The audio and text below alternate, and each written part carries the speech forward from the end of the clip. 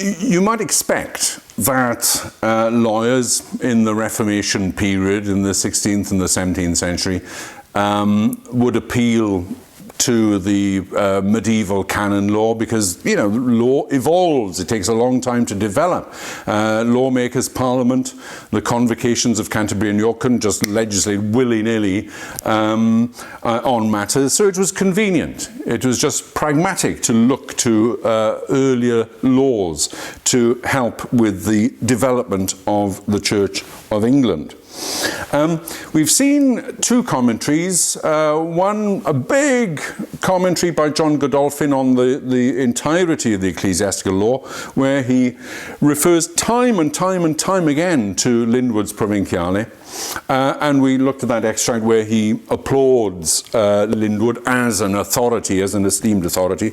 We then look at the slightly more cynical attitude of Prideaux, who doesn't refer to Lyndwood very much, actually in his little book on a very specific subject, the office of church wardens and how to run a parish church.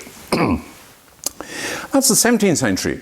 But the extraordinary thing is that the utility of Lyndwood carried on into subsequent centuries. Now, one of the most significant commentaries written on the ecclesiastical law in the early 18th century was the extraordinary two-volume work containing over 1,000 pages of very detailed legal analysis and legal texts, written by Edmund Gibson, who was the Bishop of London. And his book was published in 1713. Here is the title page. Again, you know, there's this kind of use of Latin still. It was the official language of the church courts, actually, right until the 1730s. But here is the text of his book, the Codex Juris Ecclesiastici Anglicani, or the statutes, constitutions, canons, rubrics, and articles of the Church of England. And this book he presents as one methodically digested under their proper heads with a commentary, historical and juridical. Here's the cleric, and he is being a lawyer, and he's doing it historically, as well as juridically, as well as legally.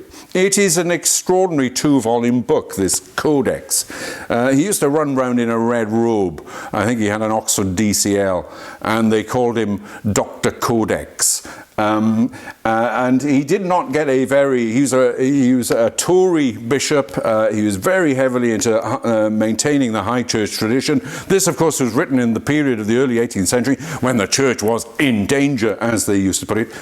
What is extraordinary about Gibson's book is his tireless use of Lyndwood's Provinciale. Not this edition, but an edition that came out in 1679. Nevertheless, in volume 2 of Gibson's Codex, in his table of the domestic laws created by the archbishops, the papal legates, by the councils and synods in the medieval church in England and Wales, Gibson has a table of all these laws. Here it is, a table of the provincial and legatine constitutions. The legatine ones are those constitutions made by the papal legates on the authority of the Pope in Rome. And they are presented, he says, according to the order in which they were made and with references to the deposition of them in Lyndwood. And here are therefore the laws of bishops and archbishops like Peckham, like Langton, like Chicheley. Chicheley was the archbishop to whom Lyndwood dedicated his volume. So Gibson, in his codex, he uses Lyndwood time and time again. Well, it's still the beginning of the 18th century. Time moves slowly. Law moves slowly. We're not moving very much away from the medieval inheritance. You can see that Lyndwood is still useful even in the 18th century. The extraordinary thing is that not only was Lyndwood and his exposition of the medieval English and Welsh canon law understood to be an authority in the early Reformation period. And Richard Helmholtz, the extraordinarily distinguished historian of medieval canon law from Chicago, wrote 30 years ago a wonderful book called Roman Canon Law in Reformation England, in which he, for the first time, uncovered this use of the Roman canon law, surprisingly, beyond the Reformation. So we have lawyers using it in the 18th century, such as Gibson, and on it went. Here we have an example from the mid-19th century. The 19th century was an extraordinary period for the production of ecclesiastical law books, as incidentally was the 18th century. But the 19th century, there was a certain professionalization of the study of canon law in the 19th century. In Doctors' Commons, that rather peculiar community of civil lawyers who were practicing Roman law in the Admiralty courts, for example, in the university courts, and the canon lawyers who were practicing law in the church courts. These people maintained the old traditions of the medieval study of canon law.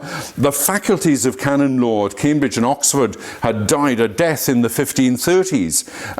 Canon law was no longer studied formally. However, the members of Doctors' Commons, equivalent to the four Inns of Courts of the common lawyers, Doctors' Commons with the civil lawyers, they maintained a certain learning about the canon law. And that happened into the 1850s when Parliament ended the jurisdiction of church courts on marriages and last wills and testaments. Doctors' Commons started to wind down. However, the civilians maintained their tradition of producing commentaries on the law of the church, canon law, ecclesiastical law. But in the 19th century, the common lawyers too started to write on ecclesiastical law.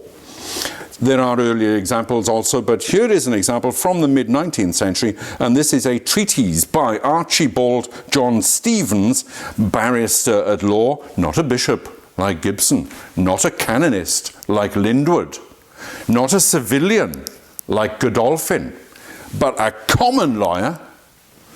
Here he is producing, an enormous dissertation consisting of 2 volumes. This is volume 1, a practical treatise of the law relating to the clergy. And amazingly, he too, time and time again, provides verbatim extracts from Lyndwood's Provinciale, which is an extraordinary thing. And the practice continued into the 20th century. Here is an example from 1947.